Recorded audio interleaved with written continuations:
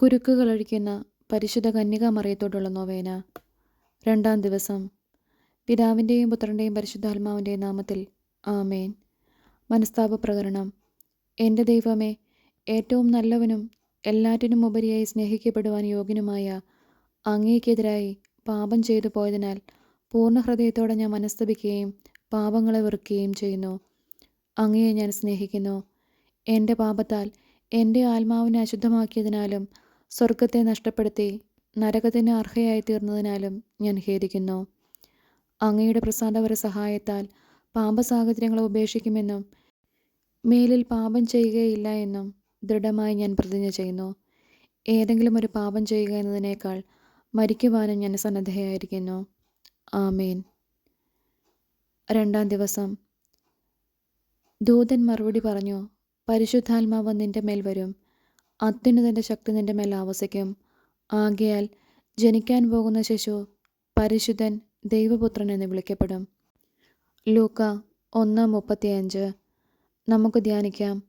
ത്രിത്വത്തിലെ മൂന്നാമനായ പരിശുദ്ധാത്മാവ് കൃപ നിറഞ്ഞവളായ പരിശുദ്ധ കന്യകാമറിയത്തിൻ്റെ ഉദരത്തിൽ നിറഞ്ഞതുവഴിയായി അത്യുന്നതൻ്റെ ശക്തി അവളുടെ മേൽ ആവസിക്കുകയും ദൈവം രക്ഷകനായി ജന്മമെടുക്കുകയും ചെയ്തു. അതിനാൽ പരിശുദ്ധ കന്യകാമറിയം അനുഗ്രഹിക്കപ്പെട്ടവളും വിശുദ്ധയുമാണ്. അവളിലാണ് ദൈവപുത്രൻ അധിവസിച്ചത്. ചുറ്റുപിണഞ്ഞു കിടക്കുന്ന അഭിപ്രായ വ്യത്യാസങ്ങൾ, മാനസിക സംഘടനകൾ മുതലായവയൊക്കെ തകർത്തു കളയുന്നതിൽ പരിശുദ്ധ അമ്മയല്ലാതെ വേറെ ആരാണ് നമുക്കുള്ളത്? സ്വർഗസ്ഥനായ ഞങ്ങളുടെ പിതാവേ, അങ്ങയുടെ നാമം പൂജിതമാണമേ. അങ്ങയുടെ രാജ്യം വരണമേ. അങ്ങയുടെ തിരുമനസ്സ് സ്വർഗത്തിലെ പോലെ ഭൂമിയിലുമാകണമേ. അന്നു വേണ്ട ആഹാരം ഇന്ന് ഞങ്ങൾക്ക് തരണമേ. ഞങ്ങളോട് തെറ്റ് ചെയ്യുന്നവരോട് ഞങ്ങൾ ക്ഷമിക്കുന്നത് പോലെ ഞങ്ങളുടെ തെറ്റുകൾ ഞങ്ങളോടും ക്ഷമിക്കണമേ. ഞങ്ങളെ പ്രലോഭനത്തിൽ ഉൾപ്പെടുത്തരുതേ, തിന്മയിൽ നിന്നും ഞങ്ങളെ രക്ഷിക്കണമേ. ആമേൻ. നന്മ നിറഞ്ഞ മറിയമേ സ്വസ്തി, കർത്താവ് അങ്ങയുടെ കൂടെ സ്ത്രീകളിൽ അങ്ങ് അനുഗ്രഹിക്കപ്പെട്ടവളാകുന്നു. അങ്ങയുടെ ഉദരത്തിന് ഫലമായി ഈശോ അനുഗ്രഹിക്കപ്പെട്ടവനാകുന്നു. പരിശുദ്ധ മറിയമേ തമ്പുരാൻ്റെ അമ്മേ, പാപികളായ ഞങ്ങൾക്ക് വേണ്ടി ഇപ്പോഴും ഞങ്ങളുടെ മരണസമയത്തും തമ്പുരാനോട് അപേക്ഷിക്കണമേ. ആമേൻ. പിതാവിനും പുത്രനും പരിശുദ്ധാത്മാവിനും സ്തുതി, ആദിയിലെ പോലെ ഇപ്പോഴും എപ്പോഴും എന്നേക്കും. ആമേൻ. കുരുക്കുകൾ അഴിക്കുന്ന പരിശുദ്ധ കന്യകാമറിയത്തോടുള്ള പ്രാർത്ഥന. ദൈവിക സാന്നിധ്യം പൂർണ്ണമായും നിറഞ്ഞു നിൽക്കുന്ന പരിശുദ്ധ കന്യകാമറിയമേ, അമ്മയുടെ ജീവിതകാലം മുഴുവൻ അമ്മ വളരെയധികം എളിമയോടുകൂടി പിതാവായ ദൈവത്തിൻ്റെ ഹിതവും അങ്ങയുടെ പുത്രനും ഞങ്ങളുടെ നാഥനുമായ കർത്താവ് ഈശോ മിശിഹായുടെ മാതൃത്വവും സ്വീകരിച്ചുവല്ലോ. തിന്മയൊരിക്കലും ആശയക്കുഴപ്പത്താൽ അങ്ങയെ കൊടുക്കുവാനോ അകപ്പെടുത്തുവാനോ ധൈര്യപ്പെട്ടിട്ടില്ല. കാനായിലെ കല്യാണ വിരുന്നിൽ അങ്ങ് മധ്യസ്ഥം വഹിച്ചതുപോലെ ഞങ്ങളുടെ ബുദ്ധിമുട്ടുകളിലും ക്ലേശങ്ങളിലും അങ്ങ് മധ്യസ്ഥം വഹിച്ചിട്ടുണ്ട്. സങ്കീർണമായ ഞങ്ങളുടെ ജീവിതത്തിൽ ഉണ്ടാകുന്ന കുരുക്കുകൾ ലാളിത്യത്തോടും ക്ഷമയോടും കൂടി അഴിച്ചു മാറ്റുവാനുള്ള മാതൃക അമ്മ ഞങ്ങൾക്ക് കാണിച്ചു തന്നിട്ടുണ്ട്.